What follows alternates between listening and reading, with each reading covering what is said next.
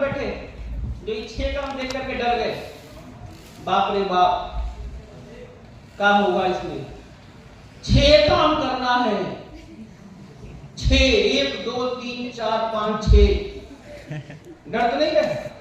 तो डर गया तो बताओ, क्योंकि होते हैं कई लोग ऐसे भी मेरे को मिलते हैं, बोलते हैं अंकुर जी बहुत मुश्किल है भाई, नहीं कर पाऊंगा। अच्छा, मुश्किल के ऊपर एक कहानी याद आ रही, सुनाओ आपको? सुनेंगे? Yes sir. एक बार एक लड़का था, उसको प्रेम हुआ एक लड़की से, और खुश का हो रहा, लड़का को लड़की से ना प्रेम हुआ, किससे प्रेम हुआ? हंसने वाली कौन सी बात है? लड़का को लड़की से ना प्रेम होगा, लड़की को लड़के से प्रेम हो जाए तो मतलब कुछ लफड़ा है जी, है ना? समझ में आता है? देखो मैं आपको बड़े आसान शब्दों में समझाने की कोशिश करूंगा, अगर समझदार होंगे तो समझ जाएंगे, ठीक है? समझदार हैं आप? यस। कुछ ही नहीं बोला, बाकी नहीं। इतना आसान बात पूछा, समझदार हैं आप? अरे बोलो हैं? जो ज्यादा देर तक बोला ना ज्यादा समझदार है। तो मैं बोला ना समझदार बनना, ज्यादा समझदार नहीं बनना है ना, कभी कम देर तक बोलना। चलिए, तो एक बार की बात है, एक बार एक लड़का था, उसको एक लड़की से प्रेम हो गया, और लड़की जो थी उसका सिलेक्शन हो गया आईपीएस में, मतलब वो बन गई आईपीएस अधिकारी, और लड़का जो था वो बेचारा नॉर्मल रह गया।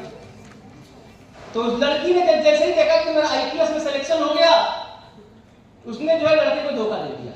धोखा देने का मतलब अब तुम हमारे लायक नहीं हो, मैं तो आईपीएस अधिकारी बन गई, तुम तो यही रह गए। तो लड़की ने उसको क्या किया? धोखा दे दिया। लड़का बड़ा दुखी हुआ। दुखी होने के बाद अपने दोस्तों के साथ बैठा। बैठने के बाद उसने बताया कि यार मेरी गर्लफ्रेंड ने धोखा दे दिया। तो बोला क्या करना है अभी? बोला करना क्या है, मैं भी यूपीएससी करूंगा, वो आईपीएस बनी, मैं आईएएस बनूंगा। और मैंने एक पिक्चर देखी है जिसमें हीरो आईएएस बन के बदला लेता है, आपने किसी को पिक्चर देखी होगी ना? तो उसने भी देखी, उसने भी देखा, भाई बात ना करो ना यार, इनको बोलो यार सुनना। तो उसने भी देखी, देख के मोटिवेट हो गया, लड़की ने धोखा दिया तो उसने आईएएस बनकर के बदला लिया, मैं भी आईएएस बनूंगा।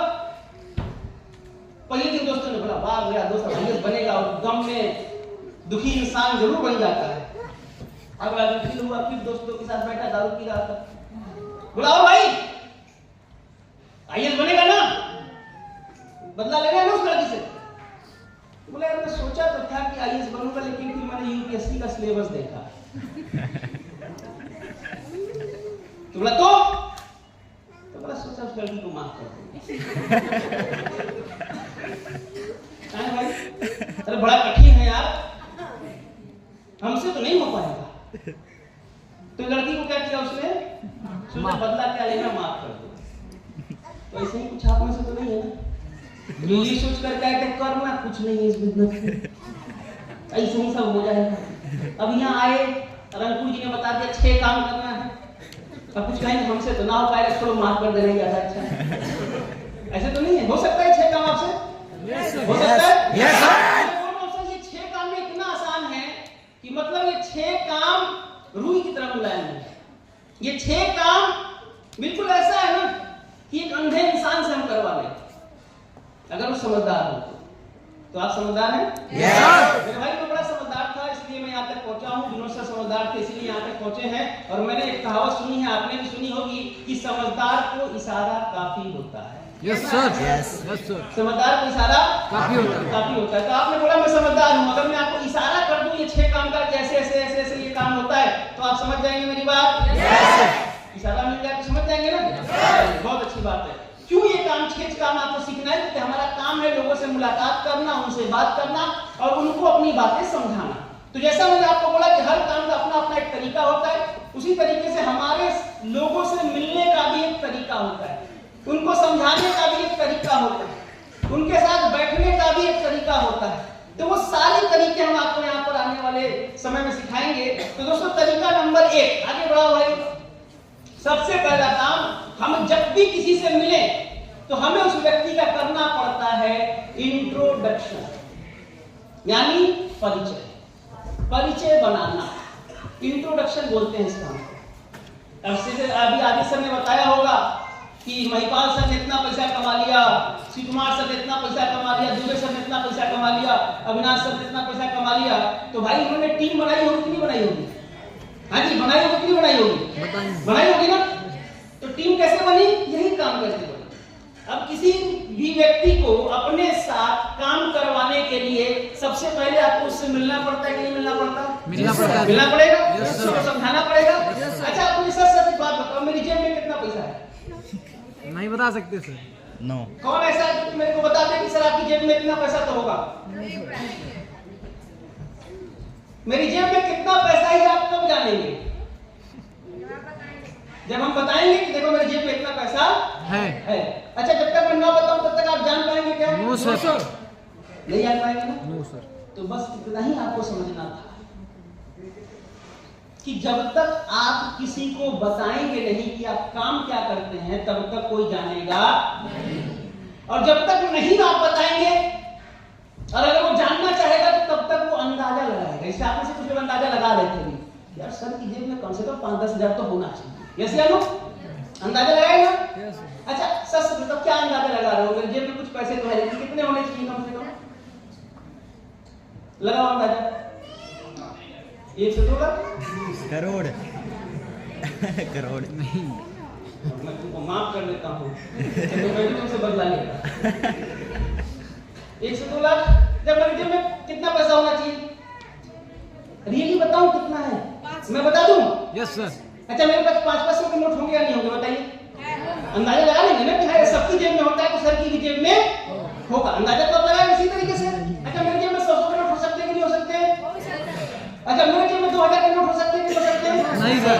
नहीं हो सकते, क्योंकि किसी की जेब में सिर्फ 2000 का नोट नहीं है। तब तक आप क्या लगा लेंगे? समझिए मेरी बात, मैं कहना क्या चाहता हूँ। तब तक आप क्या लगा लेंगे जब तक आपको नहीं पता है तो अंदाजा। और आप सारे लोग का अंदाजा गलत है।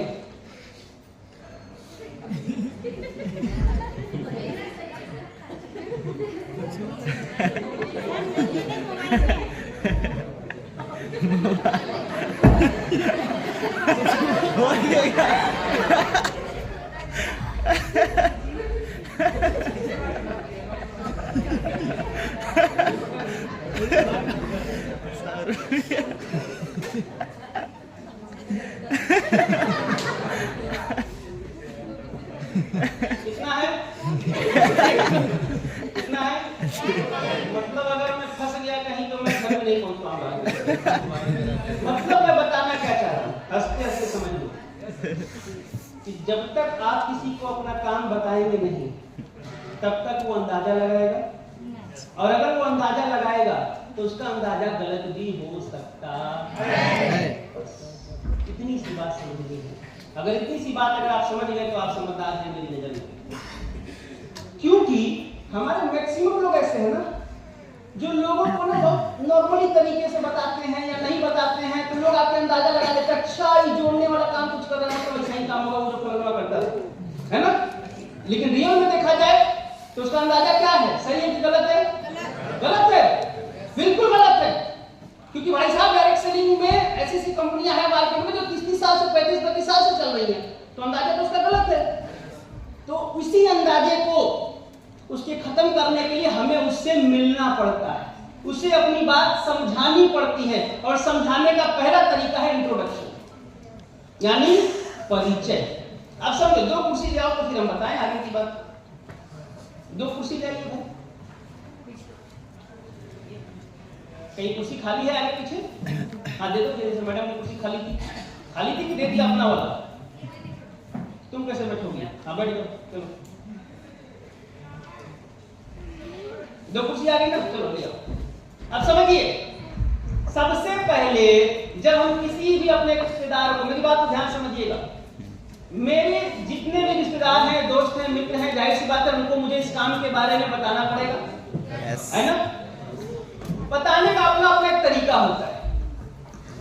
बात मेरी समझने की कोशिश करिएगा। बताने का अपना अपना एक तरीका होता है। आप किसी फुटपाथ पर जाइए, एक जींस खरीदिए, फुटपाथ का जींस आपको 300, 250, 400 रुपए में मिल जाता है। मिलता है नहीं मिलता? मिल जाता है। वैसे उसी जींस को अगर हम एक दुकान में रख दें तो उसी जींस की कीमत 700, 800 रुपए हो जाती है। होती या नहीं होती? Yes, sir. उसी जींस को अगर हम एक मॉल में रख दें तो उस जींस की कीमत 1000-1200 रुपए हो जाती है, होती है नहीं होती? Yes, sir. बताने का मतलब क्या है मेरे दोस्त कि अपना अपना बेचने का बताने का तरीका है। कोई उसी जींस का 300 रुपए में बेच दे रहा है, कोई उसी जींस को 1000 रुपए में बेच दे रहा है। अंतर क्या है? केवल बेचने के तरीके। तरीके। यस या नो? Yes, sir. उसी तरीके से हमारे प्लान को समझा